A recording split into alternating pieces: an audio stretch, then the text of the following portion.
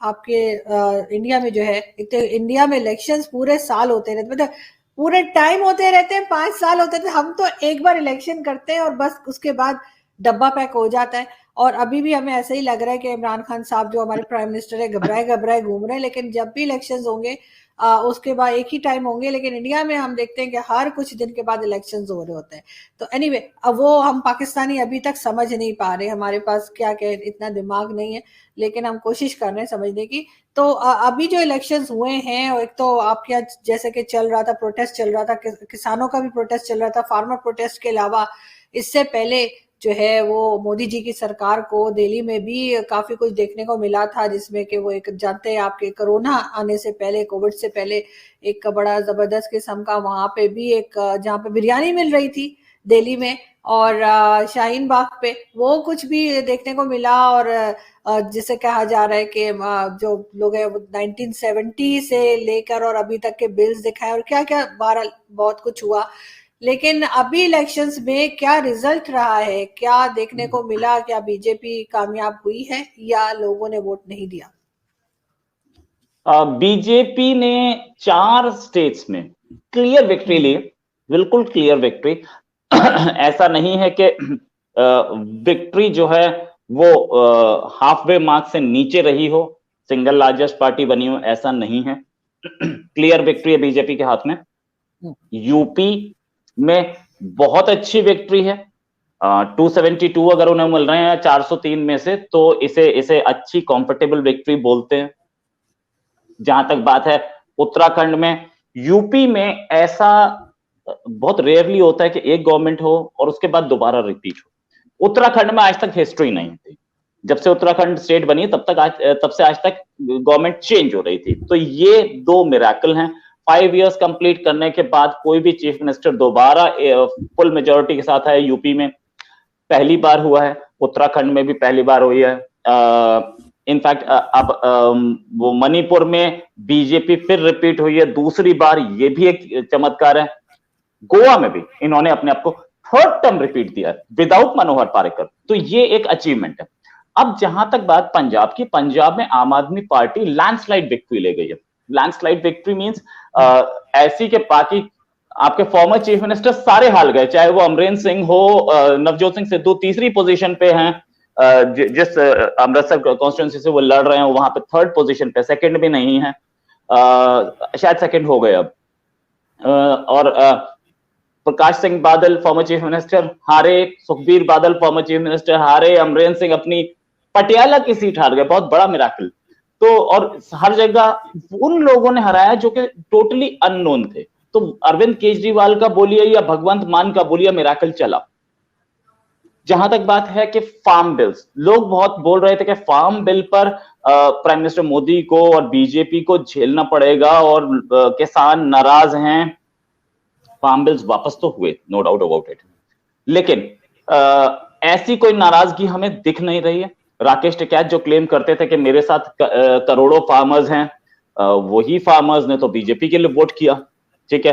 और अगर ये बोला जा रहा था कि बीजेपी एंटी फार्मर है और फार्मर इस बार दिखा देगा, तो फार्मर ने तो दिखा दिया अपना। यूपी और ये जो स्टेट जितनी भी गई हैं, पंजाब भी फार्मर ओरिएंटेड स्टेट है और फार्मिंग ओरिएंटेड स्टेट यूपी भी है, इंडस्ट्रियलाइजेशन भी है, लेकिन बेसिकली फार्मिंग वहां पे सबसे बड़ा ऑक्यूपेशन है। तो अगर हम इस एंगल से देखें, गोवा और उत्तराखंड टूरिज्म बेस्ड है, नो डाउट अबाउट इट। अगर हम इस एंगल से देखें तो राकेश टिकैत की अब सिचुएशन बहुत खराब है। अब उनके बहुत क्लियर दिख गया कि उनके पास कोई सपोर्ट नहीं थी। जिस समय वो क्लेम कर रहे थे 500-600 आदमी लेकर के रोड ब्लॉक कर दी थी उन्होंने, अब मोदी योगी कॉम्बिनेशन ने उनको यह दिखा दिया कि आपके पास कोई सपोर्ट नहीं है और सपोर्ट सीधे सीधे बीजेपी के हाथ में। अब फार्म बिल्स पे क्या होगा आई डोंट नो, शायद कोई नए फार्म बिल्स आए या क्योंकि वो जो फार्म बिल थे वो बहुत इंपॉर्टेंट थे कंट्री के लिए, और कांग्रेस लाई थी उसको, और कांग्रेस ने ही इसको पार्लियामेंट में टेबल भी किया था, कांग्रेस ने ही इनिशियली डिफेंड भी किया था, क्योंकि अब ये बीजेपी को इसका क्रेडिट मिल रहा था, इसलिए ये फार्म बिल्स हटा दिए गए। उसके खिलाफ बोलना शुरू किया और प्राइम मिनिस्टर मोदी को भी लगा कि इसको हम हटा देते हैं, कोई टेंशन नहीं है, थोड़ा माइडल फॉर्म में या कोई और तरीके से या किसानों से बातचीत करके हम एक नया बिल ला सकते हैं। जो कि फार्म्स को यूरोपियन स्टैंडर्ड्स पे ले जाए, एक्चुअली यूरोपियन या अमेरिकन इंटरनेशनल स्टैंडर्ड्स पे ले जाए। वो फार्म बिल्स लाने का मकसद तो यही था कि इंटरनेशनल स्टैंडर्ड पे लाने का, लेकिन अब फार्मिंग के जो हमारे रूल्स हैं, जो कानून हैं, वो करीब जैसे बोले 50 साल 60 साल पुराने हैं। नए बिल चाहिए होते हैं नए टाइम के हिसाब से। तो अब प्राइम मिनिस्टर क्या करेंगे या बीजेपी क्या करेगी, हमें मुझे पता नहीं है। लेकिन एक चीज तो बहुत क्लियर हो, कांग्रेस वाइप आउट हो चुकी है। सारे जितनी भी स्टेट्स में इलेक्शन हुआ है, हर जगह कांग्रेस वाइप आउट हो चुकी है। सिद्धू की वजह से कांग्रेस वाइप आउट हो गई है। सिद्धू खुद हार गए, उनके अपने चीफ मिनिस्टर जो थे वो चन्नी हार गए, सारे हार गए। और बाकी स्टेट्स में भी कांग्रेस का बहुत अच्छा परफॉर्मेंस नहीं रहा। Congress has wiped out. PM Modi prevails, BJP prevails. और जहां तक वो फार्म लॉ वाली बिल्स की बात थी, जहां पे लोगों ने बोला था कि this is the end of Modi, तो प्राइम मिनिस्टर मोदी ने ये तो दिखा दिया कि अभी एंड तो नहीं है, he is still in the game and he is bang with the bash, और back with a very strong message that he is there to serve the people. बिल्कुल, वो जैसे शाहरुख खान की मूवी में कहते हैं ना कि वो पिक्चर अभी बाकी है मेरे दोस्त, तो वही पिक्चर अभी बाकी है। लेकिन रोहित, क्या आपके यहाँ इलेक्शन के बाद इस तरह से कोई सिचुएशन होती है जैसे हमारे यहाँ होती है अक्सर, बल्कि हमेशा ही इनफैक्ट, कि जो पोजीशन होती है वो उस रिजल्ट्स को नहीं मानती और कहती है कि नहीं जी, कुछ ना कहीं पे गड़बड़ हुई है, कहीं ना कहीं पे जो है वो धांधली की गई है, चीटिंग हुई है? क्या इस तरह की सिचुएशन भारत में भी होती है? तो वो होती है। और हमारे यहाँ तो 5 साल तक सिर्फ जो हारने वाली पार्टी होती थी वो सीधे सीधे ईवीएम पर बोलती थी कि ये ईवीएम जो है ये मोदी ने हाईजैक कर लिए हैं, और माइक्रोफोन से हाईजैक हो जाती हैं और मोबाइल से हाईजैक हो जाती हैं।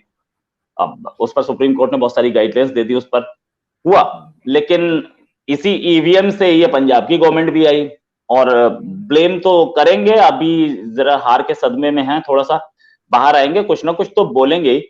और कुछ ऐसी पार्टीज हैं, Akhilesh has done a good job, no doubt. Akhilesh की जो सीट्स हैं वो काफी बड़ी हैं, टक्कर में थे।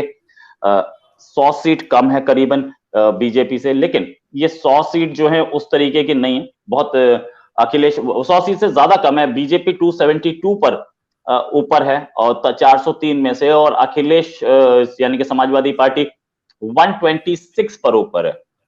और कांग्रेस, इंडियन नेशनल कांग्रेस सिर्फ 2 सीटों पर है, सिर्फ 2 सीटों पे जीत है।